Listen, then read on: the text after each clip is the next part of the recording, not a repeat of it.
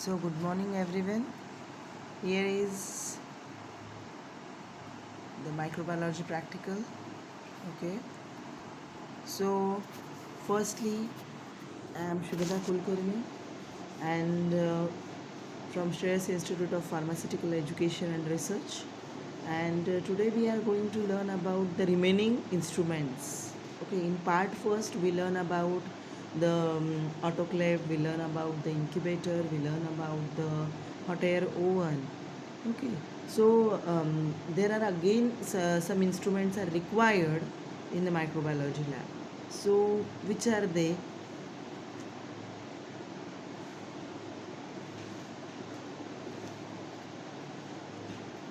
So, this is the laminar airflow.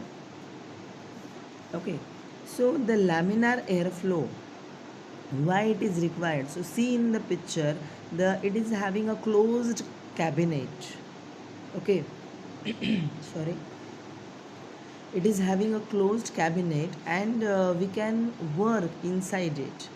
So we are performing the preparation of cultures, or we are, that is the preparation of any type of product, or if you are performing the strict plate method, so we can perform these practicals inside this laminar airflow. So why?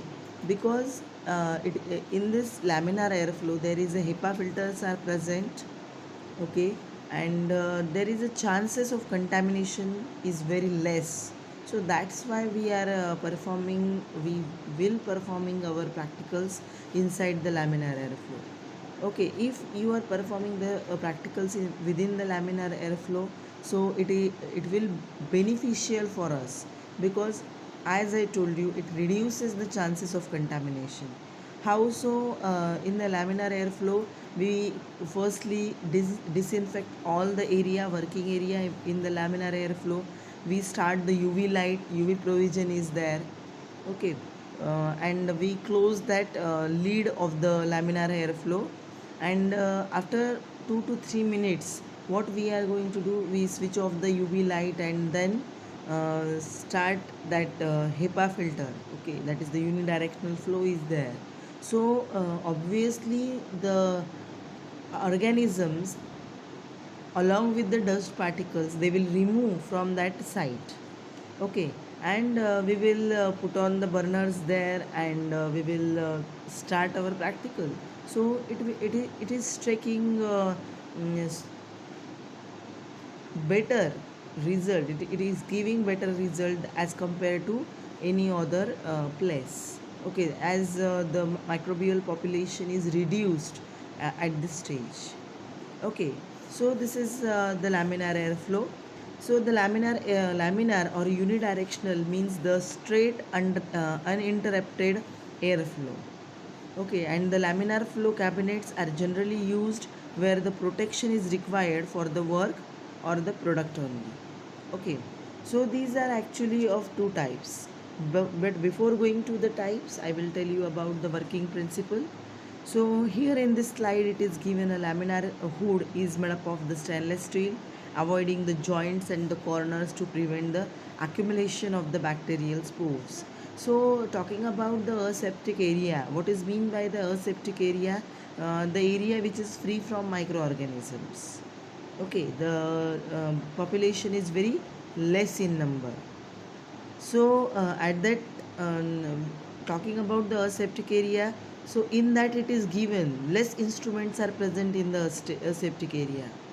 Why? Because if there is a maximum number of instruments are there, or joints are there, so what happen there? There is a dust particles are present. They will adhere there, and the microorganisms are lot of microorganisms are present on the dust particles. So it should be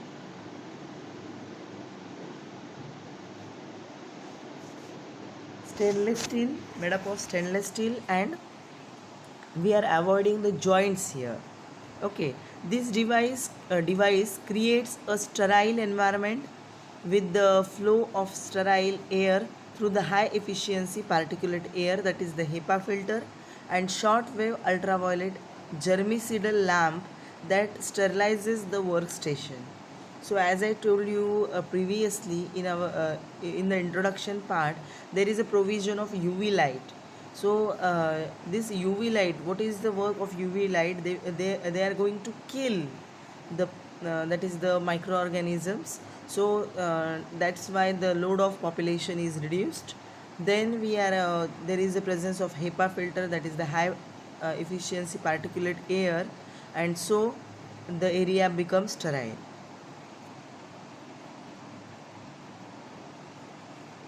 Then talking about again the laminar airflow has to turn on 15 minutes before to ensure the complete sterilization. The workstation should be cleaned with the ethanol before and after use. So as I told you previously, we have to disinfect the area, working area within the laminar airflow firstly. Then you should start the UV light, then HEPA filters, and then you after use, after work, you should again clean the area.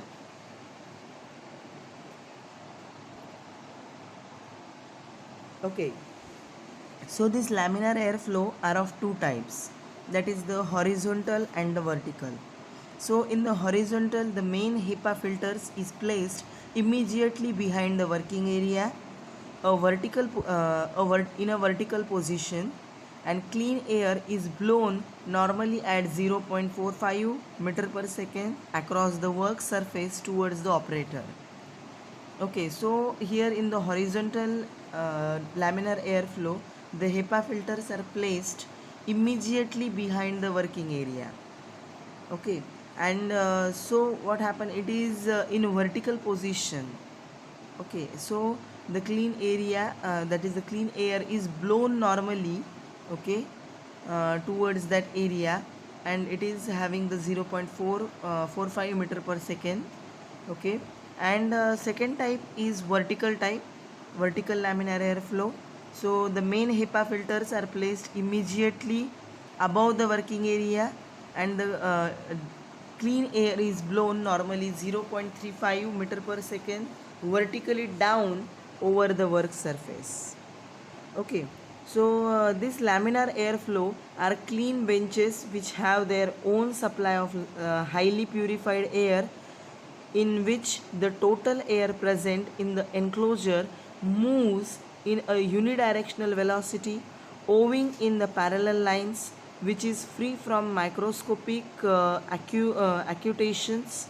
A vertical laminar airflow unit directs the air in monodirection, which is towards the specimen and away from the user, giving ultimate protection to the user who is susceptible to the contamination induced by the contaminated air generated while the handling the hazardous pathogen, bacteria, viruses, etc. So whenever you are using this laminar airflow, so this laminar airflow is giving the highly purified air. Okay, so what happened? It is reducing the chances of contamination. It is reduces the microbial population. Okay, and through the flow of air, unidirectional flow of air. Okay, and they are going to kill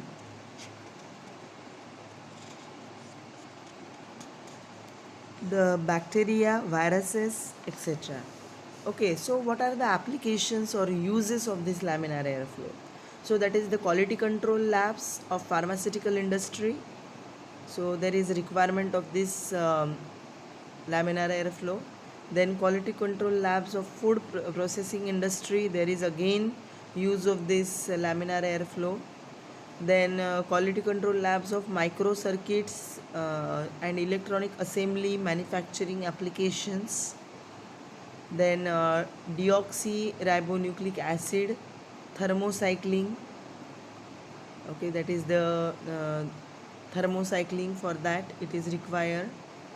Then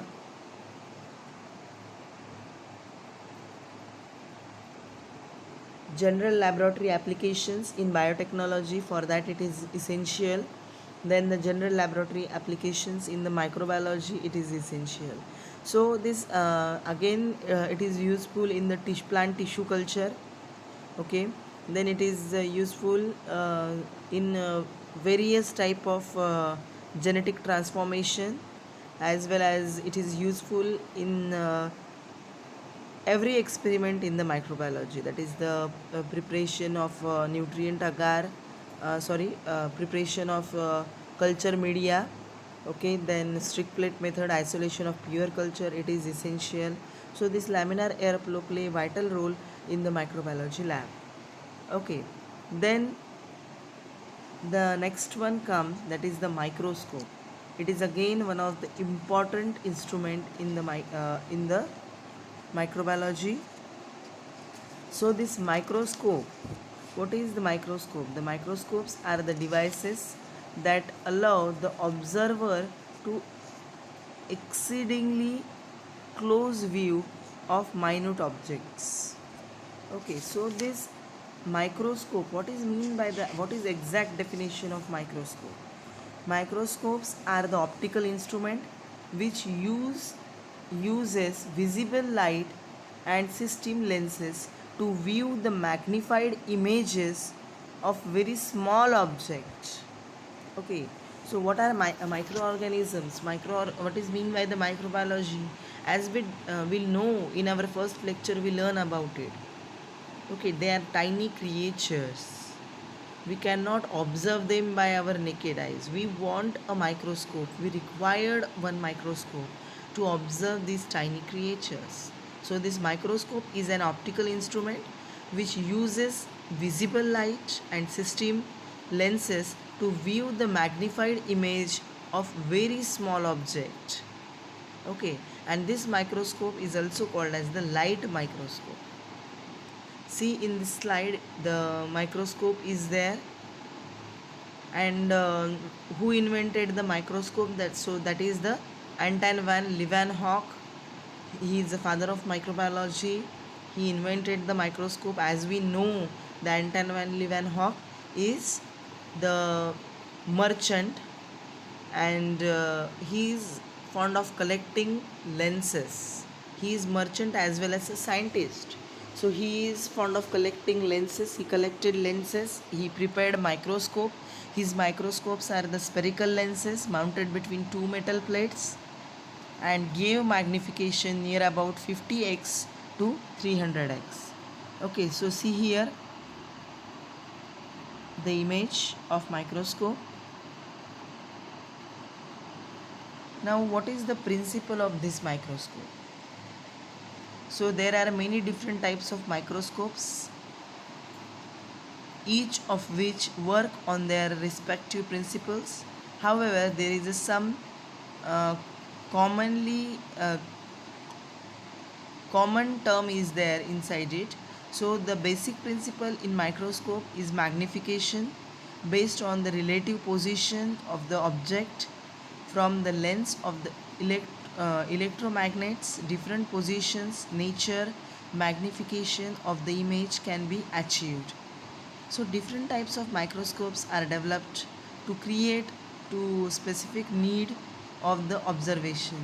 Okay, so these microscopes, what is the actually principle of microscope? If you want to observe the structure of any microorganisms, so you have to do firstly the staining of that is the microorganism, and then you have to observe it under the oil immersion objective. Okay, so this principle of microscope is that it is an optical instrument which uses the visible light and system lenses to view the magnified, inverted, and real image of these microorganisms. This is the principle of microscope. What I am telling you, the microscope is an optical instrument which uses the visible light and system lenses to view these microorganisms and to view the magnified real inverted image of the microorganism. Okay, so this is the principle of microscope. So there are different types of microscopes are there, that is the simple microscope, compound microscope, electron microscope. Okay, so this simple microscope has one set of lenses and low magnification power. Compound microscope has two sets of lenses and objective with the higher magnification. Then electron microscope. This microscope differs from optical microscopes in that the electrons interact with the sample to generate the image instead of the light acting as an illuminating source. Okay, so this compound microscope, it is arrangements of object and eyepiece used to magnify an object to point where it can be seen with human eye. And the resolution of this compound microscope, so the resolution of an optical microscope is defined as the shortest distance between the 2 points on a specimen that can still be distinguished by the observer as the separate entities. Okay, and this consequently it describes how small objects can lie close to each other and can still be recognizable. Okay, so how you are getting magnification inside the microscope?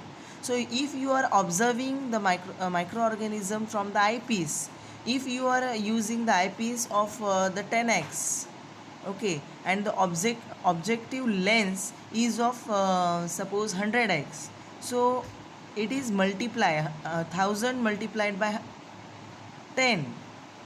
Okay, so this type of magnification you will get if you are using the objective lens, that is the 45x. So 450 times you are magnifying the image. Okay, so see in this picture, there are the different parts of this microscope is there. That is the support system is there, illuminating system, magnification system, that is the adjustment system. So in the support system consists of the various parts. So that is the base of microscope, then the pillars of the microscope, handle, that is the arm is there, body tube, okay, the stage is there, and the nose piece is there. Okay, so this is the support system of the microscope. See here in this picture it is given, that is the body tube, eyepiece and all. The illuminating system, it is a good illuminating system is the one of the one which provides uniform and bright illumination of entire field viewed under the microscope. So there is a bright field microscope is there, dark field microscope, fluorescent microscope. This illuminating system consists of the different parts, that is the mirror is there, condenser is there. What is mean by the condenser? So see there a condenser is given. So the condenser, the rays of light reflected by the mirror pass through the condenser located in between the mirror and the stage of the microscope, then fall onto the object under the examination and thus help in the resolving the image. The position of the condenser needs to be adjusted with each object used in the order to alter the light and the improve the resolving power of the microscope. Okay, the mirror should be fixed at the base and it is used to reflect the light from the external light source up through the bottom of the stage. Okay, so this is the illuminating system. Okay, so the stage is there in the support system. See the stage is given. This stage is a horizontal platform on which we can which the specimen under observation is placed. Okay, the nose piece, it is a part of the microscope that holds the objective lens. It is also called as the resolving nose piece or turret.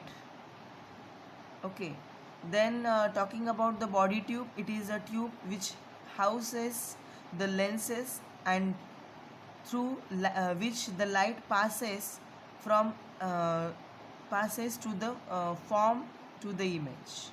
Okay, to form an image. So that's why the body tube is working. So this is the construction of this microscope. So what are the uses of this microscope? So the uses of microscopes, as we know, for studying the structure of microorganisms. Okay, so based on the types of microscope, different microscopes have the different purposes. The primary use of the microscope to observe the minute particles which cannot be observed with our naked eye. Okay, so this is all about the instruments. There is again one instrument is there, so that is the refrigerator. So this refrigerator and deep freezer. So why we are what is mean by the refrigerator? So refrigeration, it is a process of continuing cooling and extraction of heat to blow that the atmosphere from a substance which help of external work. Okay, so we will see that refrigerator and deep freezer in our next practical. Okay, so thank you.